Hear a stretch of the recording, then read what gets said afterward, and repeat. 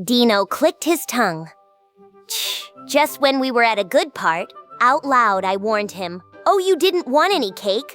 I'll just let Ramiris have it then." Deeno immediately folded. "I'm sorry, I was lying." "Well, no, it was true, but just a slip of the tongue." He was having a snit over his work being interrupted, but he bowed his head and got back in line once I threatened to leave him high and cakeless. "Are you sure that's how you want to act, Deeno? Some sleeping ruler you are." But he seemed devoted to his work at least, which was a relief. Vester and Deeno were working on experiments together, recording data from the 1,000 incubation capsules and checking out Charybdis' completed slot-compatible swords in their spare time. This was mainly thanks to my bragging. Vester was eager to join in on this, hoping it would help with the impasse in his elemental colossus modification work. Deeno was using the sample cores I gave him, and Vester was diligently recording the results. As I had guessed from his attitude when he came in, Deeno really liked this work. It was work, but just a thin line away from play, really. He may have whined about how much he hated a decent living, but in this environment he was doing real work whether he realized it or not. If you find your work fun, you never work a day in your life, I suppose. After spending a few minutes relaxing, I turned to Ramiris and cut to the chase. Out loud, I asked, "So Ramiris, why were you in such a hurry to create a complete body?" She seemed hesitant. Wait a minute, Sir Rimuru. Lady Ramiris is devoting her all to helping my sisters and our friends. I had not intended to criticize her, but Treyni must have thought I was angry because she was already arguing in Ramiris' defense. That was how it always worked. Treyni was just way too lenient with her. I tried to put Treyni's mind at ease first. "No, I just want to know the reason. I'm not mad at all." "Well, Ramiris." Looking back, I was probably moving too fast. You know, I have a lot of adoring fans, so I wanted them to have their own bodies as soon as possible. That'd make them a lot happier and stuff, and I'd have more personnel, and then everybody's good, right? Awkward as she seemed, Ramiris did have a point. Even without bodies, the Dryads could work and operate within the labyrinth. Treants, on the other hand, could not. They could manifest themselves nearby the trees that were their main bodies, but they could not venture anywhere that tree was not in view. Without a body, they would discharge magicools like mad, a major drag on them. Even Dryads faced a drastic cut in power once they were too far from their real bodies, and they were on the upper echelon of A rank, a level above high-end magic-born. The lower-level treants could not expect much at all by comparison. As Ramiris reasoned, the bodies in these incubation capsules would give physical freedom to both the Dryads and the treants. Thus, she was secretly completing and borrowing a few bodies for herself. Out loud, I said, "Well, if that's all you wanted, why didn't you ask? Diablo's not back yet, and I don't even know exactly how many demons he's bringing with him. We can always make more if we need to later, so let's get bodies ready for the Dryads first." Are you sure? I answered Ramiris. "Of course I am." Thank you, Rimuru! Ramiris flitted happily through the air, doing a few laps around me. But this suited my purposes as well. We really did not have enough people. Treyni's sisters and the other Dryads were working hard maintaining the labyrinth, which was tough work in itself, so clearly we did not have much of a safety net. At this rate, we were all bound to burn out and screw something up. The labyrinth was open day and night after all, and we needed to set up a proper shift system soon. With these bodies, even the treants could be A-ranked creatures, able to hold their own in the labyrinth. If they managed to wreck their physical bodies somehow, they would be safe. They were just possessing them, that was all. This would likely only apply within Ramiris' labyrinth, which was as far as their thoughts could travel, but that was good enough. The Dryads, meanwhile, I began. "So yeah, I figure we could make Trya, Dorith, Alpha, and the others into Dryastal Dryads like you, Treyni?" Treyni froze before I could even finish. I asked. Are you sure about that? Even before I could explain, Treyni latched onto my proposal with astonishing speed. You're sure, Rimuru? Ramiris was similarly uneasy, leaving Deeno and the rest in the dark. I asked, "Am I sure about what?" Evolving creatures to Dryastal Dryads takes a ton of work, doesn't it? I admitted, "Oh, kind of." But I owe them for all their efforts, and I'd like to have them keep helping with the labyrinth, so... Yes, but we've been granted a place to live already. Lady Ramiris has agreed to work with you, Sir Rimuru, and as her servants, we are only carrying out our promise. Treyni sounded apologetic, but her help around the labyrinth was a massive boon. To pay for that, I wanted anyone evolved to Dryad to have the chance at an independent body. It would involve handcrafting a body for each one, but in a way, making handsome-looking male and female figures was a hobby of mine. Besides, just reusing the bodies I was making for Diablo seemed trite. Dryad bodies really demanded that you make them with wood, I thought. No, you really do help us a lot, I told Treyni. I'd like you to keep up the good work, so please don't be afraid to accept them. I'll let each one of them decide whether they'll use one of the bodies here or evolve into a doll Dryad with the bodies I carve for them. Treyni eagerly nodded. Next to her, Ramiris grumbled under her breath, asking why I was kinder to Treyni than to her and saying she did not like that, but I ignored it. After the break, Vester and the others went back to work. Deeno announced, "This might be beyond my knowledge, but it's fascinating. I have a job, and it's time to carry it out. Let's go, Vester." Vester answered, "All right, Sir Deeno." Deeno, emphasizing the fact to nobody in particular that he was working, took Vester out of the room. I was not sure he had ever worked before in his life. He was clearly a worthless grifter, but he was making an effort for me, so whatever. I guess I'll go back to my own work. Wait, Rimuru, I have a favor to ask. Ramiris, time to fulfill your end of the bargain. Great. This was bound to be some insipid, time-consuming favor, so I had been trying to flee before he could say it. Veldora had been waiting until after the break to bring it up, had he? Now, to tell you the truth, The master says he wants an assistant. And I'd love to have more people around, so, if I could be assigned one too? Just as insipid and time-consuming as I thought. Here we go again. We were already aching for people, so I was not about to give Veldora another playmate. I told Veldora, "No, look, everyone's busy here, so there's no time to give you someone to mess around with." Wait! Rimuru, you have the wrong idea. Currently, I am assisting Ramiris, guarding the labyrinth, and performing a number of other important tasks. I don't see the harm in someone available to help me relax, to soothe me and sing my praises. Ramiris was nodding at this heartfelt defense, but considering the conversation I overheard earlier, I was pretty sure I would have to disappoint him. I began. Well, sad to say... Wait!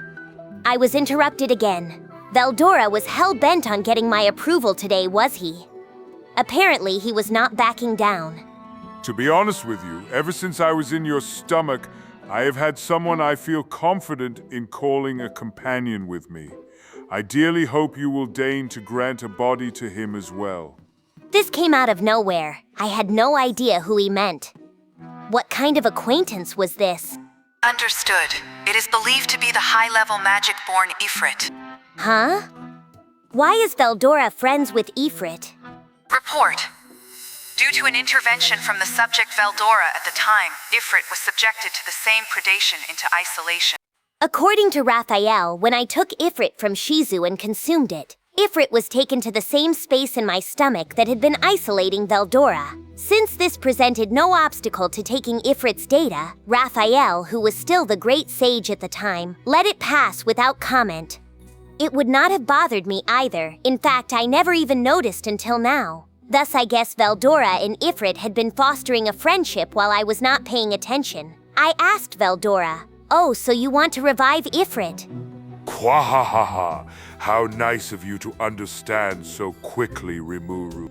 Veldora seemed happy about the idea, but I had misgivings. Ifrit did not get along with Ch2, to be sure. And besides, he worked for the demon lord Leon. If I resurrected him, would he even try to cozy up to us? The thought prevented me from just deadpanning, sure. I hesitated. You don't want to? Please, Rimuru, let me ask you as well. I want you to make my master's dream come true. Veldora was acting all sad, and now Ramiris was joining the fray. Give me a break. I brought a hand to my head. This was turning into a pain in the ass. Honestly, we really did need extra hands. But to me, releasing Ifrit just made me anxious. At the end of the day, he was still much more powerful than your typical high-level magic-born. Maybe we could beat him in battle, but if he went on a riot, we would have a lot of trouble to deal with. He might always flee back to Leon too. I did not want to wake up a sleeping dog here, and I did not think I could be blamed for that. I asked, but didn't Ifrit swear his loyalty to the Demon Lord Leon? Do you even know whether he'll serve you if I revive him? I see. No, that is no concern at all. My passions rubbed off on him, so he's eager and willing to help. Really? It looked like Veldora was discussing matters with an unseen partner for a moment. That had to be Ifrit, right? So I guess they had some unknown method of speaking to each other. I asked Veldora, were you talking to him just now? Yes, well, there is nothing I cannot accomplish. The master's really something, I'll have you know. Why, he even had Ifrit summon a huge number of flame salamanders for our magic trains. So I really think having him join us would help out a lot going forward. Oh, he did? Summoning spirits, of course, was easy with Ramiris' help in the labyrinth. But once we started running magic trains worldwide, we would likely want a go-to person handling all our salamander needs. In terms of what we stood to gain, I really had no counter-argument. And if Veldora was really willing to look after Ifrit and keep him on good behavior, well, maybe it would be right to trust him. I finally gave in. All right, if you say so, I'll grant you permission, but you need to take responsibility for this to the end, all right? You got it! Oh, that's so great, Master. I felt like my children were begging me to buy them a puppy. In that case, Rimuru, you still have the empty husk of Charybdis after removing the core from it, right? That is the afterimage of my own magic force, so it will be easy for me to work with. And Ifrit has been exposed to my aura for an extended period of time, so perhaps we could use that as his core. As Veldora saw it, this would be better for him than employing a pseudo-soul. Understood. The subject Veldora's opinion seems valid.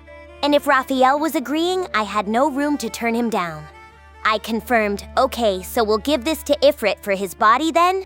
I stood in front of the incubation capsule I repaired just before our break. The Magisteel skeleton inside had transformed into the unique metal dragontite and was further exposed to Veldora's excess magicules. Your average monster did not have a chance of withstanding it. I felt that as a higher-level spirit, Ifrit was up to the challenge. Ah, very good. I'm sure he'll be delighted. With Veldora's agreement, I started the procedure. Report. Ifrit's afterimage detected. Transferring to the core of Charybdis. Successful. Creating soul vessel. Now fusing with dragon-type body. The whole process wrapped up in an instant. That was Raphael for you. We had it down to a literal science. And with that, right before our eyes, the body infused with Ifrit's core began to undergo rapid change. The skeleton, now dark silver, seemed to be growing muscles as we watched, blood suddenly flowing through them. The skin protecting them was dark brown, the same as Veldora's. The eyes were gold, the dragon-like pupils shining a deep crimson red. Also, this really looked like a woman, a pretty one too. Ah, Ifrit, how's it feel to come back with a new body? So this beautiful girl was Ifrit. Ignoring the question of whether spirits have genders for now, I seem to recall fighting a muscle-bound, masculine figure. What happened? Ifrit faced Veldora first, then turned to me and fell to one knee. We meet for the first time in the physical realm, Sir Veldora, and Sir Rimuru, I cannot thank you enough for restoring me. Ignoring my confusion, Ifrit showed no instant aggression. I had feared loyalty to Leon would be a problem, but that did not seem to be a concern any longer. Sure, I said aloud. Glad you're doing well. I wanted to ask you something, Ifrit answered. Anything. I wanted to ask him a lot, actually, but the first thing was obvious. Out loud, I stumbled through the obvious question. The last time I saw you, you were like, more physically geared for combat, or you looked like you could, move around a bit easier. Not to dance around the subject too much, but you didn't have such big breasts, did you? I was too timid to say that out loud. I mean, how could I? Ifrit was now dressed in some kind of exotic South Asian-style outfit that left almost nothing to the imagination. Ifrit's shoulders, navel, and inner thighs were completely visible, and the allure was just blowing my mind. Ifrit sighed for some reason. Oh, this form? I think this is Veldora's preferences taking form. He was about to call it Veldora's fault, wasn't he? He seemed kind of exasperated about it. The vibe I got indicated he had been through a lot. Maybe his time in my stomach was not all smooth sailing after all. If you think about it, he was alone in there with Veldora the whole time with no place to run. There must have been some harrowing experiences. Yes, thanks to me you have taken on a physical body. I hope you will not forget to appreciate this. Ifrit sounded resigned to his fate. I will not. I asked, what does he mean by your preferences, Veldora? Ifrit went on before Veldora could answer. Well, I am a higher level flame spirit, but I'm now able to exercise my powers over wind as well. My hair would normally be a deep red color, but it's taken on a much darker hue. From what I can tell, the impact of Sir Veldora's force has had a profound effect upon me. I believe the fact that Charybdis was a female type may have caused this change to me. Report. This is correct. Son. Whoa, so even his sex changed. I guess it was not deliberate though, so I did not want to comment on it too much. I said carefully, oh, I see. Well, if you're not a fan of that, Ifrit smiled.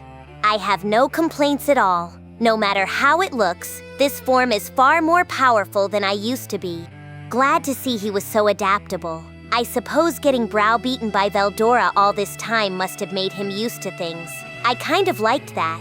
Besides, unlike when I brought Ch2 within me, I detected no hostility from him at all. I asked Ifrit, you don't, resent me or anything, do you? Ifrit answered plainly, no, I don't. Inside you, I learned about a great deal of things from Sir Veldora. Looking back, I feel that I and Shizuizawa as well perhaps felt our duties and responsibilities too much. We rejected each other and were unable to interact at all. Now I can't help but think we could have found another way to overcome this. It sounded like Ifrit was not dragging any baggage from the past along. In fact, he even seemed to regret not working things out with Ch2. The mood was thus unexpectedly somber as we decided to all sit down and work out our future. Ifrit told me assorted things as well. Life, as I had guessed, had been tough on him. I began sensing an affinity among us. Now I was sure there was no better person to leave in Veldora's care. As Ifrit put it, while he still had feelings for the Demon Lord Leon, he could not call those feelings loyalty at all. Right now, he said, I see myself as already defeated and killed once by you, Sir Rimuru. I was lucky enough to have Sir Veldora rescue me and keep my consciousness from fading away, but I feel I am a completely different being from before. I do still believe that Sir Leon is a great demon lord, but right now I only wish to serve Sir Veldora. That seemed believable to me, and Veldora never doubted Ifrit from the start. I saw no need to fret over it. I decided, all right. Well, consider yourself officially Veldora's assistant now. Ifrit bowed his head. Very well. I will stake my life and body on serving him. He definitely sounded serious. It was not that I had put the affair with Ch2 totally behind me, but that was true for both sides. We needed to work past that, and in the meantime I decided to accept Ifrit. Now, Rimuru, I have one thing to discuss. There was more? I really did not want to get involved in anything else, but if I did not hear him out, I was sure he would harangue me about it. I asked, what is it now, Veldora? Well, I was hoping I could give a name to Ifrit. Ifrit, you see, is not his individual name, but that of his spirit type. All upper-level spirits summoned by the Spirit Summon Ifrit spell are referred to as Ifrit. That was actually a decent suggestion. A name, huh? He might need one of those, yes. But the naming process in situations like this could be fraught with danger. I had personally screwed it up multiple times, so I knew. I warned Veldora, but if you name Ifrit right now, wouldn't that be kind of dangerous? I know you have a huge magicule store to tap, but get the levels wrong and you could be in deep trouble. Too many magicules would be poison to Ifrit and might even damage the namer. I had managed to survive all my namings more out of luck than anything. Quahahaha, but you can accurately calculate the exact amount required, can you not? If I am pumping in too much energy, I want you to shut off the soul corridor linking us. That sounded safe enough. Report. This can be provided for. Raphael was eager to help, likely because I was in no direct harm. I agreed. All right, I'll help. Good. I knew you would say yes. So we were now naming Ifrit. Ifrit, from this day forward, you shall be known as Charys. With a solemn voice, Veldora gave Ifrit his command. Charys was now the name of Ifrit, a name that was more a contraction of Charybdis than anything resembling Ifrit. I thought something like Iris would be more suitable, but better to keep my mouth shut. Now, via the soul corridor between them, I could see Veldora being drained of his magicules. Ifrit right now was a special A in rank, with enough magicules to be deemed a calamity-level threat. He would lose out to Xion or Benimaru, but was about equal with Soe or Geld. So if he was given a name, Charys accepted it. Yes, my lord. Then by my name as Charys, I solemnly swear to serve my master, the great Sir Veldora. The name was accepted. At that instant, Raphael shut off the soul corridor and sealed up Veldora's powers. Mission accomplished. Veldora had successfully named Ifrit. And now Ifrit was evolving. He had far, far more magical force within him. Now he was Demon Lord caliber, a far cry from Treyni and even above people like Caroline or Frey. Report. The upper-level spirit Ifrit has evolved to Flame Lord. A Flame Lord? Apparently, this was what happened when spiritual life forms attain physical bodies and assume something closer to demonic form. Quahahaha! How impressive. I'm glad I relied upon you now, Rimuru. Veldora could not have been happier. But one look at Ifrit made me squint. He had undergone major changes. Or really, he was back to how I remembered. The hair was still the same extremely dark red as before, but now he was male in structure again, exactly like the time we fought each other. There were some small differences in the details, but now I thought I was seeing Ifrit more as how he pictured himself. After I gave you such wondrous beauty, I was hardly expecting this. Veldora was already whining about it. I guess he had been playing a trick on him the whole time. Ifrit, or I guess I should start calling him Charys, bowed deeply to him. Charys said, "Is that the case? I expected as much, but I am glad my own desires won out in the end. However, I can always return to female form, so if you insist upon it..." No, I was just poking fun at you regardless. I have no complaint about whatever form you take. Veldora's jokes were not very funny. Things were back to normal now, but there was a decent chance Charys would have been stuck that way all his life. I had better watch how I acted around Veldora, too. I asked Charys, "So how's your body feel?" Charys began to answer me, then stopped. "It feels excellent, Wait, what's this?" As he answered my question, he began to notice some kind of change. Carefully, he gauged the powers within himself. Charys sounded shocked. This much power? Well, I should hope so. It seems you've evolved into a Flame Lord. Charys could hardly believe it. A Flame Lord? I can hardly believe this power? Yes, if I had just been resurrected and all of a sudden I had Demon Lord level power, I would probably react the same way.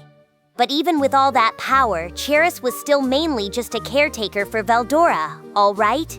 In fact, with all that strength on tap, Veldora might wind up trying to take even more advantage of him. I was starting to sympathize with Charys a bit. We had gotten chummy pretty fast, after all. Regardless, we had a new member of the office. Before long, Charys was just another part of the picture, worked to the bone by Veldora and Ramiris, just as I feared, but nobody seemed to mind. Thanks to him, our work was humming along even faster than before. Deeno blinked at the new face. "Hey, since when did we have someone like this working for us?" "He joined while you were all occupied with putting cores together," I told him.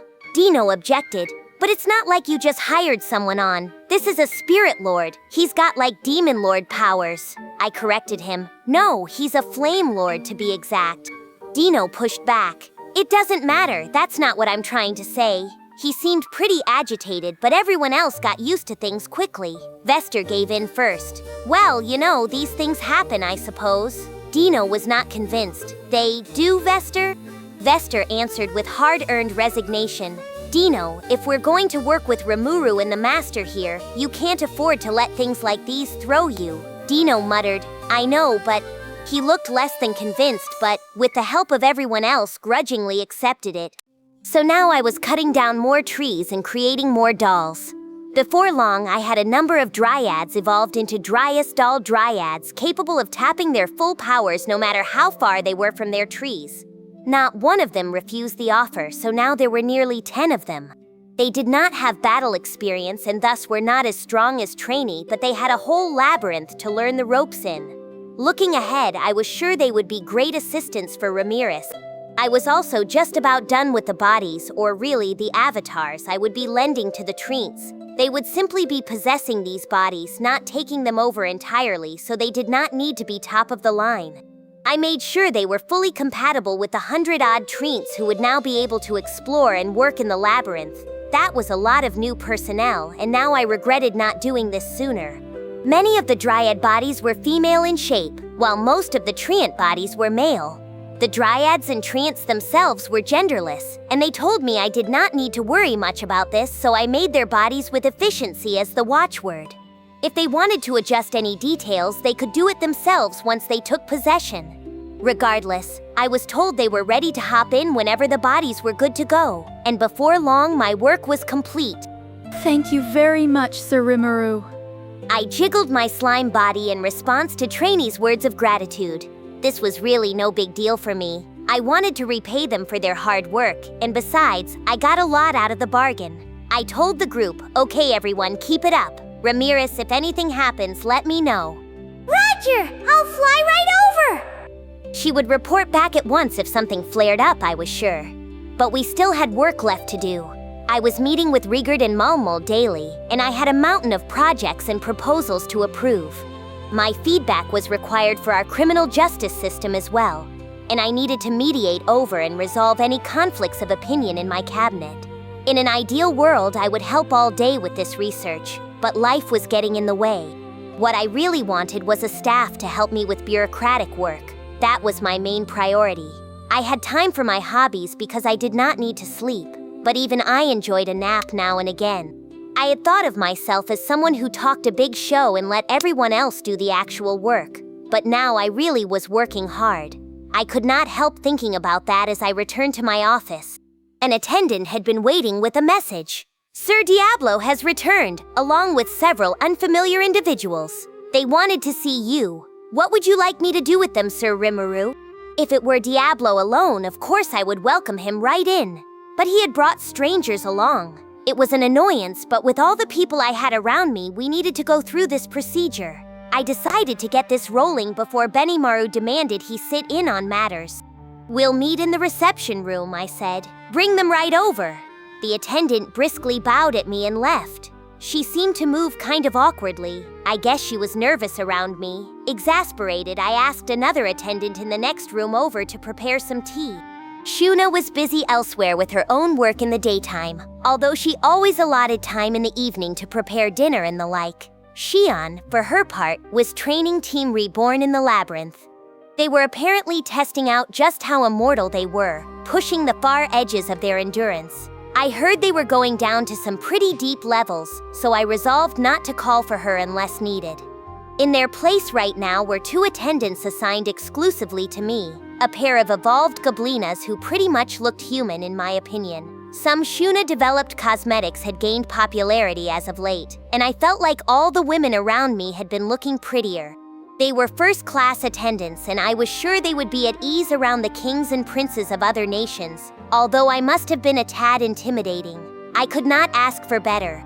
So I headed to the next reception chamber over, one of the rooms designed for rustic sturdiness. I figured nothing would go wrong, but there was no need to go in unprepared. I had zero idea what kind of weirdos Diablo would pick for his crew. The moment I stepped in, the attendant brought our tea. Very organized, I thought. Then I sensed someone outside. Sir Rimuru, I have returned. With a gregarious smile, Diablo entered the room. Not that I am one to talk, but a smiling Diablo is about the most evil sight I can think of. If I thought so, I was sure he was just as sinister a symbol to everyone else. There was just this wicked atmosphere around him, like he was always planning some nefarious deed. Today, as promised, I have brought along some people I'd like you to extend an audience to. If you could meet them for me, nothing could make me happier. He greeted me respectfully as ever. It was needlessly polite, really, but I had gotten used to it. He saw me as his sole superior, approaching me almost like a god, after all. Behind Diablo were 3 women. He had talked about people to work under him. Were these the ones? They looked young, but I supposed age did not matter to demons. I had no idea how old Diablo was, but he said he would be tapping old friends, so they must be decently well-aged. At his behest, the 3 girls filed in, bowed to me, and sat down on the sofa. I asked Diablo, "So these are all your acquaintances?" They did not look that powerful to me. Negative. These are archdemons, among the most powerful of demonkind. They are fully suppressing their magicules in order to pose as human. Raphael quickly stepped up to correct my mistake. I thought I had an eye for this by now, but I still had room for improvement. I tried ratcheting up my magic sense a little, but they still seemed like normal people to me. Wait, archdemons? Even among those who could summon higher-level demons, calling for an archdemon was well-nigh impossible. Just one of them provided a whole column of tactical strength for any army. You had to be willing to make colossal sacrifices to even have a chance at summoning one.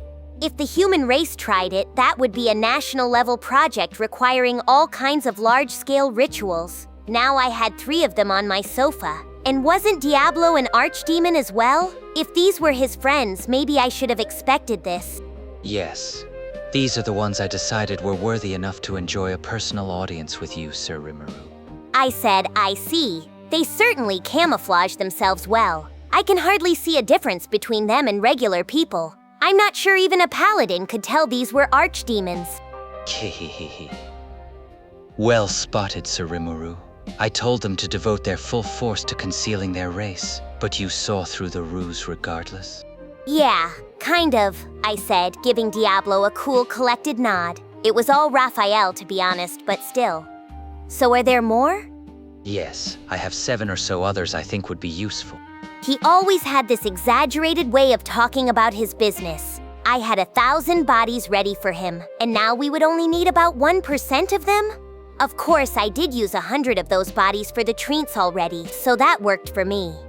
Beyond that, I have a number of rank-and-filers, whom I picture as serving under the people you see before you. I hope you will give them the honor of joining Tempest's forces, Sir Rimuru. Oh, there are more, I asked. All right, how many of those did you bring? I will allow them to brief you on that. The white-haired woman stood before me like a noble heiress, remarkably elegant, and gave the first greeting. It is good to meet you, Sir Rimuru. I must regretfully say that I lack a name at the moment, but I look forward to hopefully working with you. I understand that Black adores you, which I honestly found hard to believe, but now I see why. Oh, I replied. She was a beautiful woman with snowy white hair. There was a fetching, fleeting element to her smile. She seemed so kind and gentle that I could hardly believe she was a demon. The white-haired lady continued cheerfully, "Yes. From the moment I laid eyes upon you, I could not stop my heart from racing. I sincerely hope you will add my 200 followers and me to your force." Honestly, it embarrassed me to get complimented like this, but Diablo had already accustomed me to it, so I let it slide. The energetic young lady who spoke next had purple hair and a ponytail on her side that complemented her naturally cute looks. Me too. And me as well. I want to offer my 200 servants and myself to you, Sir Rimuru. Despite Diablo's declaration, I almost doubted whether she was a demon at all. The dazzling, pompous blonde spoke up last. "No complaints here either. I've brought my own army of 200 along, and I'm ready to let you have them all." Diablo, peeved at her act, was about to stand up before I lifted a hand to stop him. I had the impression she was trying her best to be polite with me. No need to scold her over little things. That rounded out our greetings. I had 3 girls here, each arriving with 200 people. So Diablo wanted to add 600 people to his personal force? I had to hand it to him. This was scary. He was seriously trying to form his own army. Now each of these people has 2 trusted assistants with them. In addition, there is one more whom I thought would make an amusing addition. These 7 are accompanied by approximately 100 servants, making for 700 in total. I had hoped to assemble a team of 1,000, but regrettably I am forced to disappoint you on that front. My mishandling of this affair truly pains me. I reassured him, no. Don't worry about it. Let's go meet them. So 700, not 6? That was almost too much. Thank you very much. But before that, I thought I should debrief you in detail on how I came to invite them to my side. I cut in? Is that gonna take a while? Well, Sir Rimuru, I wish to keep you updated on my activities. And so Diablo was already beginning his boastful speech. I needed to stop it at once. I stopped him there. An opportunity I was pretty sure would never come, of course. Diablo froze, giving me a huh look. The 3 demon girls snickered.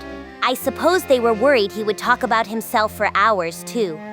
Satisfied I was in the right, I grinned.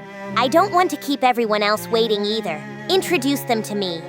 I understand. In that case, allow us to relocate. He looked disappointed, but I could not spoil him. I would admit that Diablo was a talent, but giving him preferential treatment in front of the new staff was not a good idea. I would never want to be accused of playing favorites, so he would just have to put up with it. Of course, what I really feared was him talking my ear off all day, but that goes without saying. Diablo, of course, recovered quickly. As a spiritual life form, he had real backbone. You would think that meant he would not be swinging between joy and sadness after everything I said, but he did anyway for some reason. Very strange. I suggested summoning them in town may cause trouble, so let's call for them within the labyrinth. Regardless, Diablo had now matured enough that he actually cared about people and things around him a little. I was impressed, but I should not have been. After all, if they appeared within town, they would shatter the barrier over it. You spent a lot of time and trouble on that magic spell, Sir Rimuru, so I must take consideration of that. Hearing his slightly askew observation made me realize how wrong I was, but it reminded me of something else. Ow. Here in Rimuru, the capital of Tempest, we already had a barrier deployed on an experimental basis. This was an enhanced version of the Holy Field, suppressing the magicules that leaked out of monsters. We had a lot of human visitors these days, and this was one measure we took for their safety. It was a bit of a burden for our monster residents, but not enough to affect their daily lives at all. Put up with that, and we could retain the city's magicule counts to a level humans could easily abide by. The barrier also helped enforce our laws against casting certain magic spells in town, and it also kept magical beasts from entering city limits. If anyone was big and mean enough to break this barrier, they would have to be A rank and assigned some kind of disaster level, and even they could not smash it with one hit. If anything happened to the barrier, we would all know at once, so our sentinels would be able to swing into action. Even an A-ranked beast, of course, was nothing to fear without intelligence. With our well-honed soldiers, we would be able to calmly take care of matters. My main concern was whether there were people among these 700 who could break down the barrier. It would be child's play for the 3 women behind me, but were there any other menaces among them? Diablo tended to be a harsh critic, so if he described 7 demons as useful, they had to be extremely dangerous. Inside the dungeon, Diablo gave the order. I hereby permit you to show yourselves. Manifest. With Diablo's order, 7 demons appeared, 700 more kneeling behind them. I guess I should have expected this. 6 out of the 7 were archdemons. Magicule flow was regulated within the labyrinth, so it was easier for them to appear here than up on the surface. Hence why all of them were their full ominous selves in here. These 7 demons who earned Diablo's trust, though. Now these guys look like actual demons. One among them was just a greater demon, but a special one apparently, and no doubt pretty strong too. Strong enough to pick a fight with Diablo and get smashed up in the process by the sound of it. He had guts at least, although clearly he had to be an idiot. Nonetheless, Diablo saw something in this greater demon, and if he did, I had no complaint. But enough about that. My concern was still on the first three. These three archdemons each had two archdemons of their own, essentially indicating they had some kind of special talent beyond just their magicule count. Understood. As demons have no lifespan, the older they are, the more battle experience they build up. In the demon realm, there are classes of nobility they are categorized into based on that. Those in the ruling classes enjoy exclusive levels of authority and power. Oh?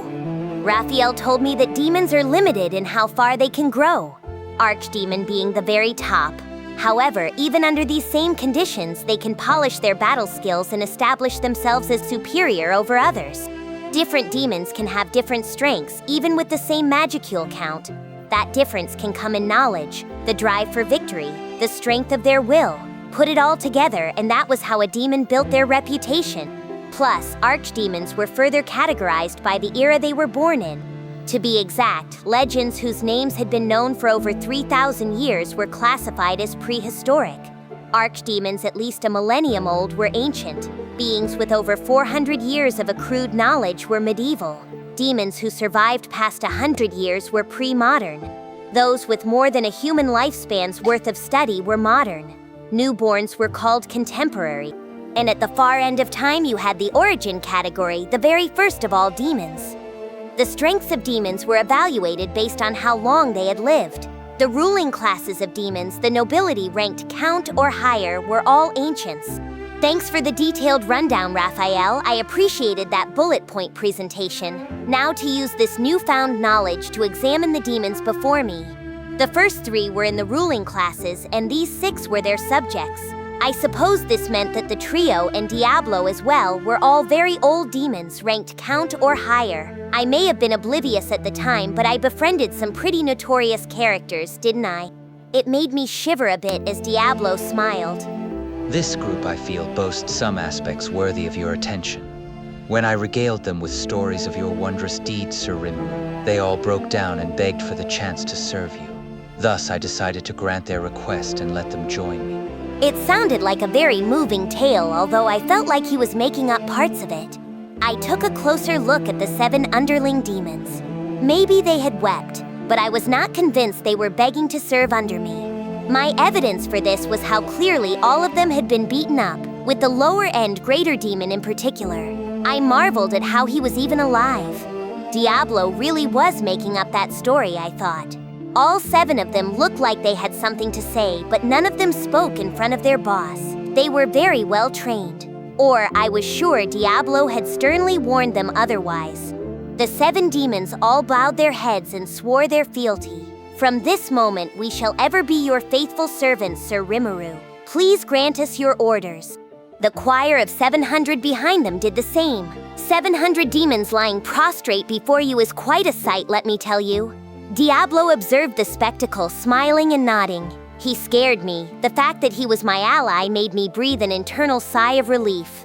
I was so glad he was on my team. As spiritual life forms, demons must acquire physical bodies, or else they have to expend tons of magical force to manifest themselves. I did not want to subject them to that forever, so it was time to get this party started.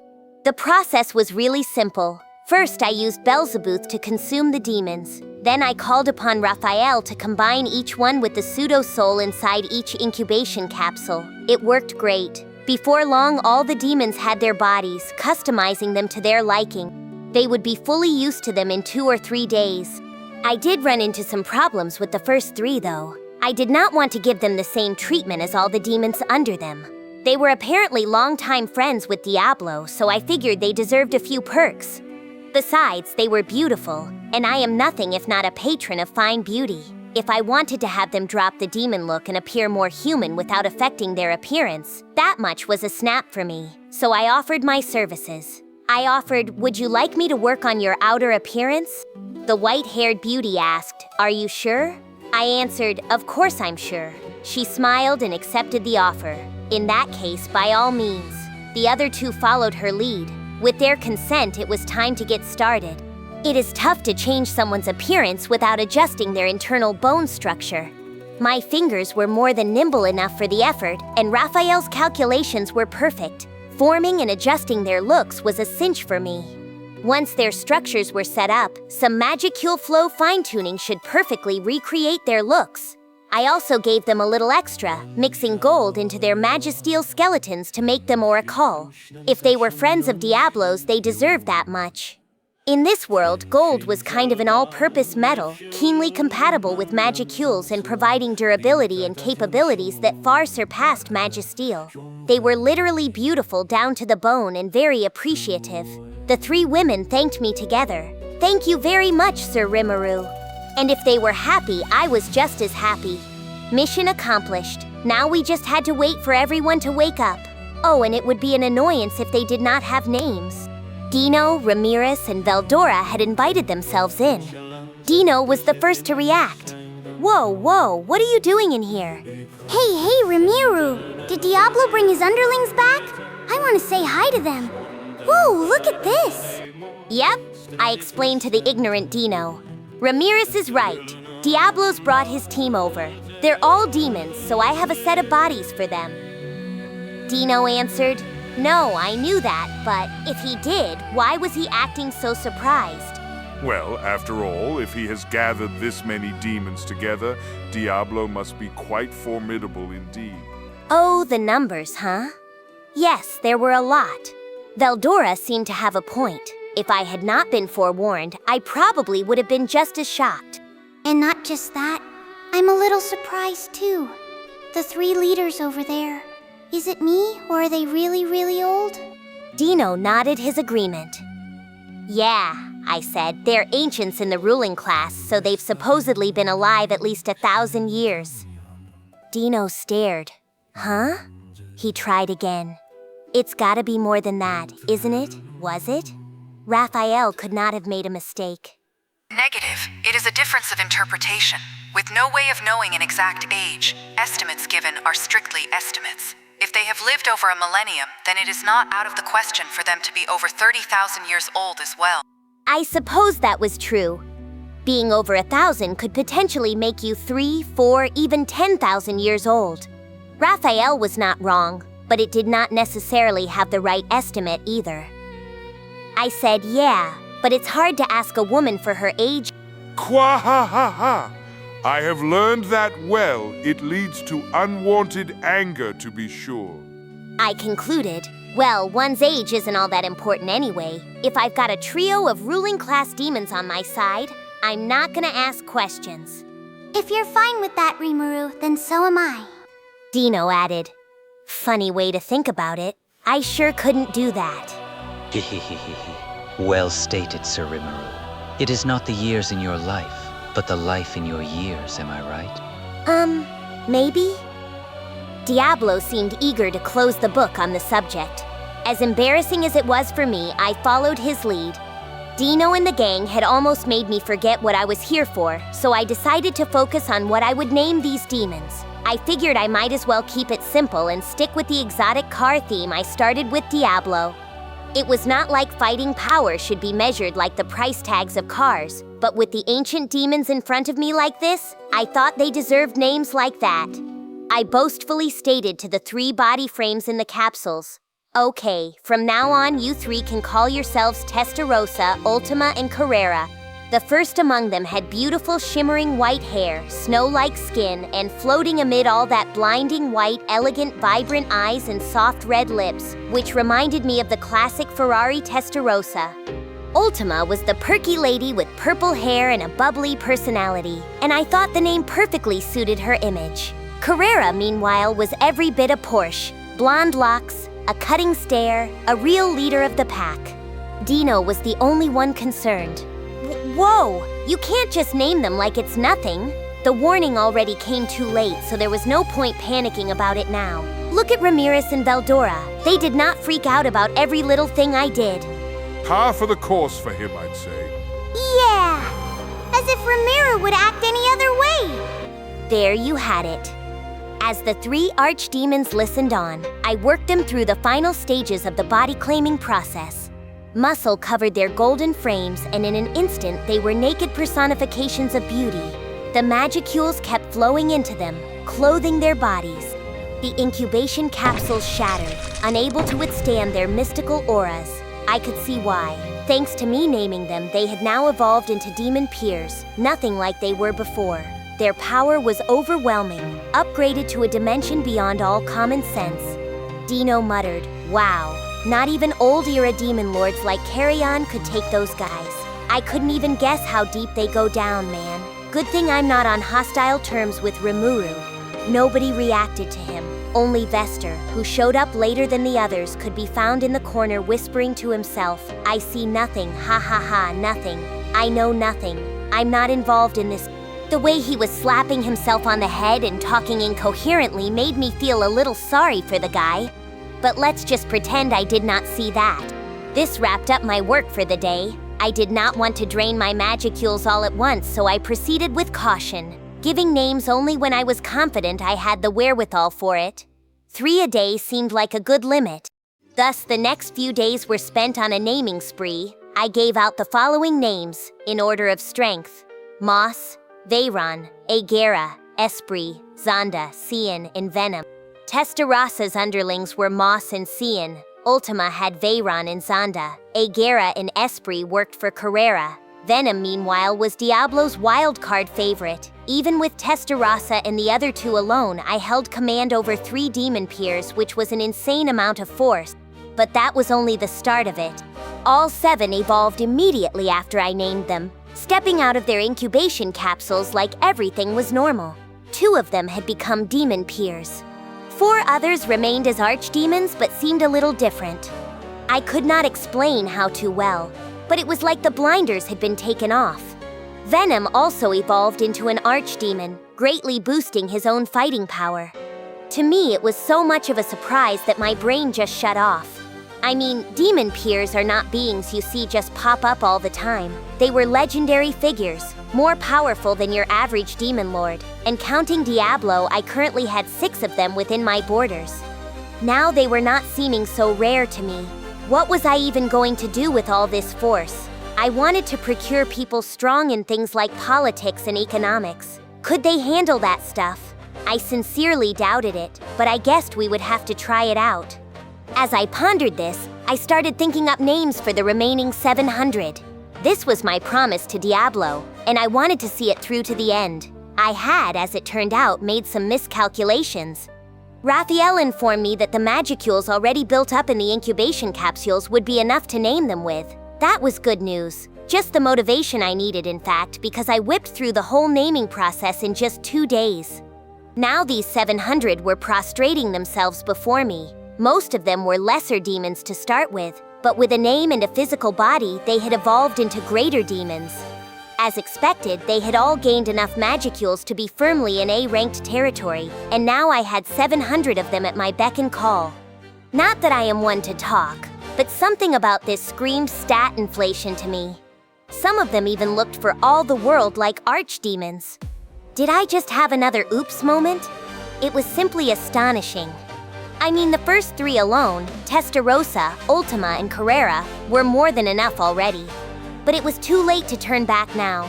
Let's pretend that I did not notice anything. That was probably the best way to preserve my sanity. Testarossa spoke for everyone there when she addressed me. "Sir Rimuru, I cannot contain my joy upon receiving such a wonderful name, and all this force. Please allow me to continue granting you my absolute loyalty." I nodded my approval. Sure, have a blast, guys. Thinking about it, this was all Diablo's fault, was it not? All I did was keep my promise. I was sure he would educate them for me and stuff. As irresponsible as it was, that was what I wanted to think. As Rimuru was attempting to escape reality, Testarossa and the other 2 demon leaders were talking among themselves. Testarossa corrected herself as she spoke to Diablo. "Black, Diablo. I think I understand why you are so enamored of Sir Rimuru." Yes. Amazing, isn't he? Testarossa continued. "He saw us for what we really were, and he concluded that we were not a threat worth considering. Even that old demon lord Deeno turned white as a sheet when he saw us. Rimuru had no way of knowing, but this group had zero intention at all of swearing loyalty to him when they had first showed up. Their old friend Diablo had only convinced them to lend him their powers for a little while. They had lived a long time, becoming the strongest their world had to offer, as were the demons who served them. 2 of them were even defined as prehistoric by humankind, and over all those years, neither of those demons had tasted defeat even once. This was Moss and Veyron. Moss was an archduke in the demon realms, second in power only to the Origin, with a spotless battle record for tens of thousands of years. Veyron was an old, crafty Marquis-class noble whose life spanned over 4,000 years. He had been defeated by Moss several times before, reincarnating himself each time. The other servants were no pushovers either. Agira was a Viscount and a pre-modern demon. Esprit was also a Viscount, one who boasted a streak of victories dating back over the past 500 years. Zonda was a Baron who had been undefeated for 300 years. Cian was another Baron with a similarly long record. Agira was a special case, a demon who had been undefeated for 3 centuries after bowing to the force of Carrera. He preferred fighting with a sword over magic, a rarity among demons. Meanwhile, Esprit, Zonda, and Cian had, like Veyron, repeatedly resurrected themselves. They all got their starts long ago, very close to the Origin's own family tree. Venom was another special case, a demon born with a unique skill. He had not lived very long, but his growth and maturation were noteworthy. Diablo had rounded up this band of standout demons for his plan, and Rimuru, oblivious to all this, just casually gave them names after a moment's thought, an incredibly reckless move. As a result, every demon reborn here had obtained power beyond the natural ways of the world.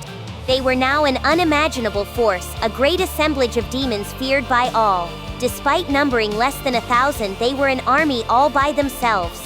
They would later come to be known as the Black Corps, Tempest's most powerful military and a horrifying symbol of fear. And the Black Corps was born the moment they were unleashed from their capsules. After a brief pause, there was a slight blush to Testarossa's lily-white cheeks as she spoke in a low voice. Yes, it's so fascinating. It's far more exciting to look at him instead of going through this cycle of destroying nations or jostling for territory with both of you. Ultima nodded. Yeah, something tells me it'll be a lot more entertaining working in this country instead of the old grind of torturing out-of-line demons. Carrera agreed. You're right. Like you said, Sir Rimuru is an amazing figure. He just brushed away the coercion I threw at him like I was a naughty kitten. Accepting him as my lord was a truly tempting proposal, and now that I've accepted his name, he's got every bit of my loyalty. I almost killed you when you tried that, you know. Diablo was looking serious but let it slide without major comment, perhaps realizing Carrera was not lying. Testarossa interjected. Oh, right. Diablo, I need to thank you. When you spoke to me, I really did think about killing you. I'm aware. You always were that type of woman. But why did you accept my request at all? I thought you would keep challenging me until I convinced you. The original White that Diablo knew had an intense personality. She never accepted what anyone said at face value. Battles between demons tended to focus on the knowledge and technical levels of the fighters involved. And even as a demon peer, Diablo was not completely sure he could defeat the original White in battle. That was why he found her behavior so fascinating. Testarossa asked, Well, we are strong, as you know. Did you think there was anyone in this world stronger than us demons? No. Diablo replied with a smile. It made Testarossa smile even wider. Testarossa continued, right? Of course not, and that's why, Diablo, I've taken an interest in this master you cherish so much, someone capable of charming one of my cohorts in strength and power. If he proved a trifle, I would have considered killing him, Ultima added, as would I. Carrera laughed. I'm not exactly itching to any longer, but I was planning to pick a fight with him first thing. Diablo rolled his eyes, a touch irritated. I appreciate you not causing an embarrassing scene in front of Sir Rimuru for me, but if you were actually intent on trying that... Testarossa reassured him.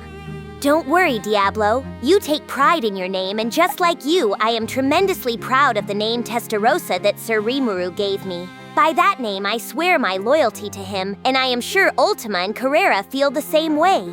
Ultima answered brightly, yeah. Carrera agreed, yes, as I said before. The three girls nodded in unison. Diablo shook his head, giving them a "what will I do with you" look. Of course, I doubt the other rank and filers besides you three will be of much use to Sir Rimuru, but so be it. I don't want you to cause me any more trouble, so I will expect you to follow Sir Rimuru's and my orders.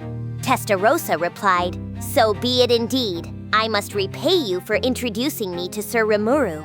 Ultima chimed in, "Oh, I'm in agreement too." Carrera added, "If I can help out Sir Rimuru and dispose of you as well, all the better. Until then, I will allow you to command me." Diablo still felt irritated, but if Testarossa and the others promised to heed his orders, he felt no further need to remain. There existed in the world only a small number of people Diablo was willing to put up with, and the girls being a part of this list demonstrated just how unique they were.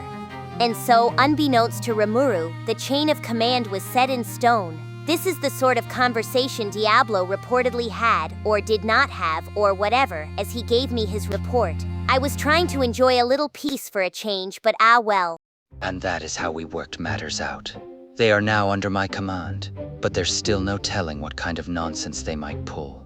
I'm sure you have little to worry about from them, Sir Rimuru, but regardless, stay on your guard. I answered Diablo. All right. What was he going on about?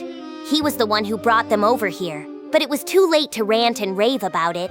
I just wanted one day of peace and harmony in my life, and now it looked like I had more problems. And here I thought we had more allies now. Of course, I did not have the slightest idea how true any of this was.